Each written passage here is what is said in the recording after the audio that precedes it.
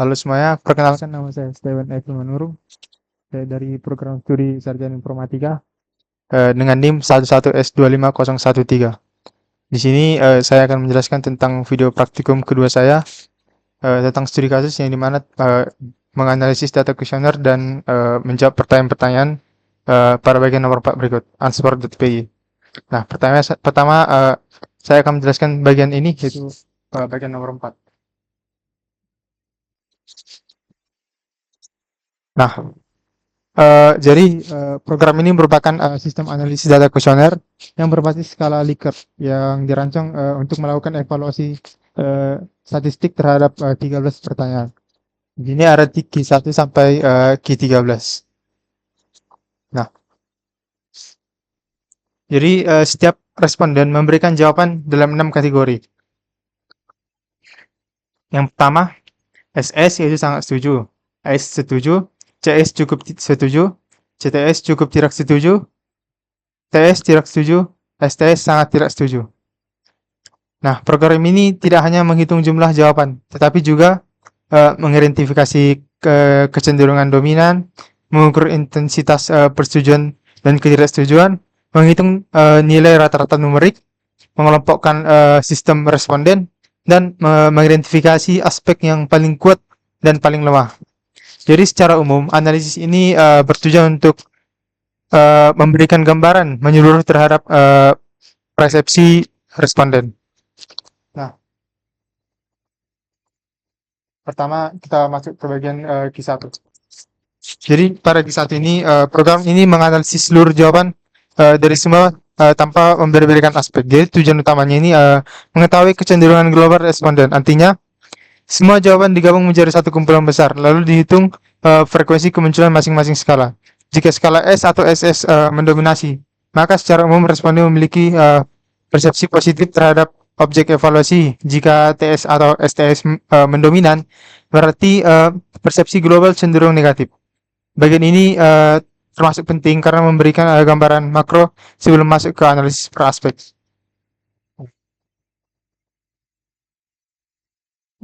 Pada yang kedua, bagian ini melihat sisi sebaliknya, yaitu skala mana yang paling jarang muncul. Tujuannya mengidentifikasi jawaban yang hampir tidak dipilih oleh responden secara evaluatif. Jika STS paling sedikit yang dipilih, berarti hampir tidak ada responden yang sangat setuju, yang sangat tidak setuju pada bagian ini. Dan ini diindikasi kuat bahwa persepsi umum cenderung baik. Sebaliknya jika SS yang paling sedikit bisa menunjukkan minimnya kepuasan ekstrem, bagian ini membantu memperkuat interpretasi pada bagian Q1. Pada yang ketiga, di sini analisis ini mulai spesifik tentang pertanyaan. Tujuannya yaitu mencari aspek mana yang paling banyak mendapatkan penilaian sangat positif. Makna pentingnya pertanyaan ini dengan jumlah SS tertinggi menunjukkan area yang paling memuaskan menurut responden. Jadi bagian ini dianggap sebagai kekuatan utama dari sistem atau layanan yang dinilai. Lalu yang keempat,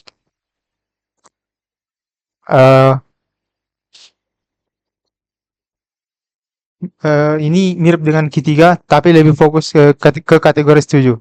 Perbedaannya, kategori ini menunjukkan kepuasan yang baik tapi tidak sekuat sangat setuju. Aspek ini dinilai baik secara konsisten, walaupun mungkin masih ada ruang untuk peningkatan agar mencapai level yang sangat memuaskan. Pada yang kelima ini, bagian yang kelima ini mengidentifikasi pertanyaan-pertanyaan yang paling banyak mendapat jawaban netral positif. Maknanya, responden cukup setuju, tapi belum sepenuhnya yakin atau puas. Dalam analisis evaluasi, ini menunjukkan area yang stabil tetapi belum unggul. Biasanya ini menjadi indikator aspek yang bisa ditingkatkan agar naik ke kategori S atau SS. Nah.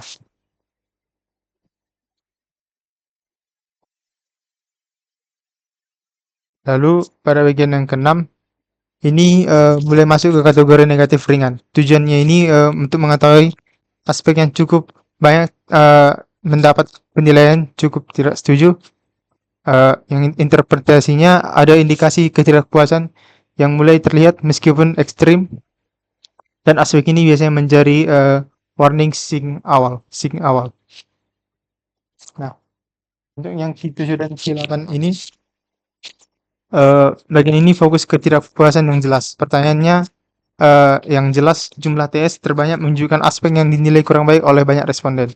Secara evaluatif, ini merupakan area prioritas perbaikan secara ketidaksetujuan dan cukup signifikan. Nah, bagian yang ke-9, bagian ini melihat ketidakpuasan ekstrim yang tujuannya untuk mengetahui apakah ada pertanyaan yang memiliki persentase sangat tidak setuju. Jika ada pernyataan yang STS itu tinggi, berarti menunjukkan masalah serius pada aspek tersebut. Jika STS hampir tidak ada, berarti persepsi sangat negatif dan minim. Nah, sekarang pada bagian 10, tujuan ini pada bagian Q10 ini yaitu menghitung mean keseluruhan sebagai indikator kuantitatif tingkat kepuasan, yang maknanya rata-rata mendekati 6 menuju sangat positif, rata-rata mendekati 4 sampai 5 menuju baik, rata-rata di bawah 3 perlu diperhatikan. Jadi ini memberikan ukuran objektif yang bisa dibandingkan. Untuk yang ke-11, tujuan ini menentukan aspek yang secara konsisten untuk mendapatkan nilai tertinggi. Maknanya bukan hanya sebagai SS, tapi secara keseluruhan skornya paling tinggi. Ini menunjukkan kekuatan struktural yang dari aspek tersebut. Yang ke-12,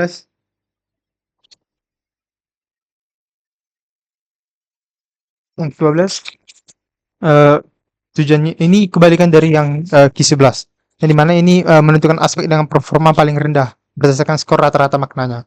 Jadi ini juga area yang paling membutuhkan evaluasi dan perbaikan.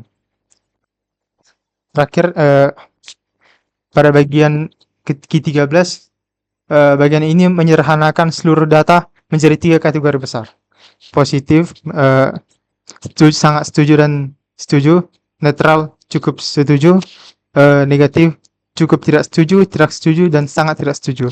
Jadi tujuannya untuk memberikan gambaran sentimen umum untuk lebih menyederhanakan dan mudah dipahami.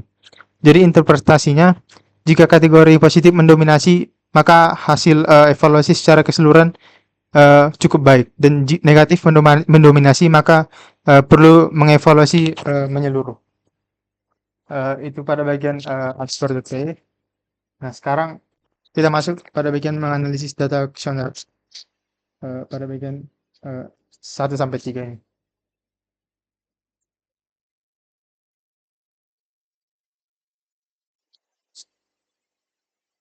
Nah,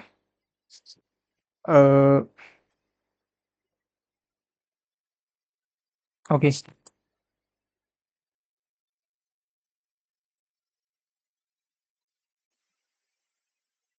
Jadi pada bagian ini, grafik ini bertujuan untuk menunjukkan jumlah kemunculan masing-masing skala jawaban dari seluruh data. Artinya, mulai dari jawaban Q1 sampai 13 digabung menjadi 1, lalu dihitung total frekuensinya. Makna dari grafik ini yaitu skala S setuju paling mendominan, diikuti oleh cukup setuju, lalu sangat setuju. Jawaban negatif seperti tidak setuju dan sangat tidak setuju jumlahnya sangat kecil. Nah, jadi interpretasi akademisnya, hal ini menunjukkan responden secara umum memiliki persepsi positif, jawaban negatif sangat minim, dan evaluasi terhadap pajak yang dinilai cenderung baik. Nah, inilah pada bagian distribusi jawaban seluruh data. Nah, selanjutnya pada bagian proporsi jawaban atau pie chart. Jadi tujuan grafik ini tujuannya digunakan untuk menunjukkan presentasi masing-masing kategori jawaban.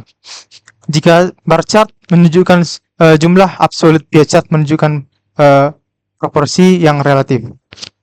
Makna hasilnya yaitu dari grafik terlihat bahwa sekitar lebih dari 60% lebih itu setuju. Lalu sekitar 24% cukup setuju. Kategori negatif itu di bawah mereka, cukup sangat-sangat kecil. Contohnya di sini ada 11,5%. Jadi interpretasinya artinya mayoritas responden memberikan penilaian setuju. Tingkat ketidakpuasannya lebih rendah dan persepsi umum stabil dan positif. Selanjutnya distribusi jawaban per pertanyaan atau stack bar. Tujuan grafik ini menunjukkan distribusi jawaban untuk pertanyaan secara individual. Berbeda dengan grafik yang pertama yang global, ini lebih spesifik per aspek. Maknanya, dari grafik terlihat jelas bahwa hampir semua pertanyaan mendominan oleh kategori S. Ada variasi kecil pada beberapa pertanyaan. Tidak ada pertanyaan yang dominasi jawaban negatif. Jadi grafik ini penting karena menunjukkan konsistensi persepsi. Jika semua pertanyaan cenderung positif, berarti tidak ada aspek yang bermasalah secara signifikan. Namun jika ada pertanyaan yang dengan warna negatif lebih dominan, itu bisa menjadi area evaluasi. Nah, masuk pada bagian ini. Pada bagian rata-rata skor pertanyaan. Jadi tujuan grafik ini menunjukkan nilai rata-rata numerik untuk setiap pertanyaan. Makna hasilnya semua pertanyaan memiliki rata-rata 3,7 sampai 3,9.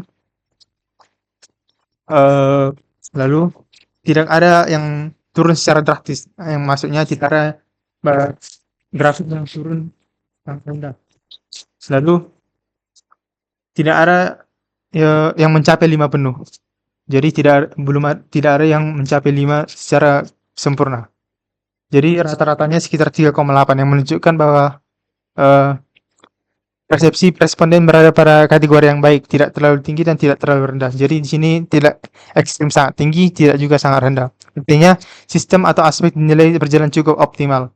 Grafik ini juga memberikan ukuran kuantitatif yang lebih objektif dibandingkan hanya frekuensi biasa. Jadi pada bagian ini kesimpulannya bar chart melihat dominasi global, pie chart melihat proporsi, start bar melihat distribusi per aspek, rata-rata skor mengukur intensitas kepuasan. Nah, jadi untuk mengecek datanya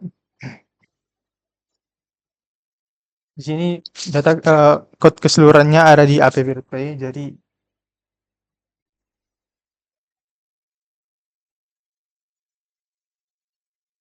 kita bikin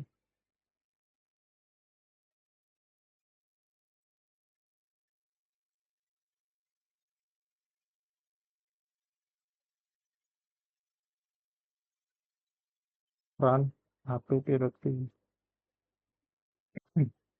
Nah, jadi keluarlah dashboardnya seperti berikut ini.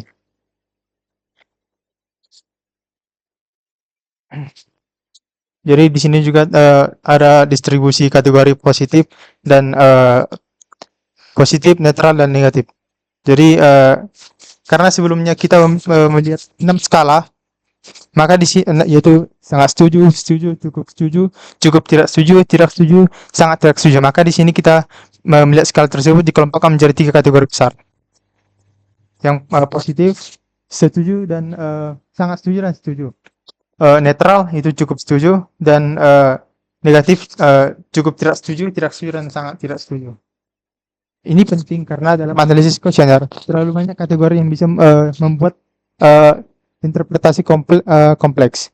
Dengan mengelompokkan menjadi 3 sentimen utama, yaitu kita melihat kecenderungan umum responden, bisa mengetahui apakah hasil evaluasi cenderung baik atau buruk, bisa membuat kesimpulan yang lebih strategis.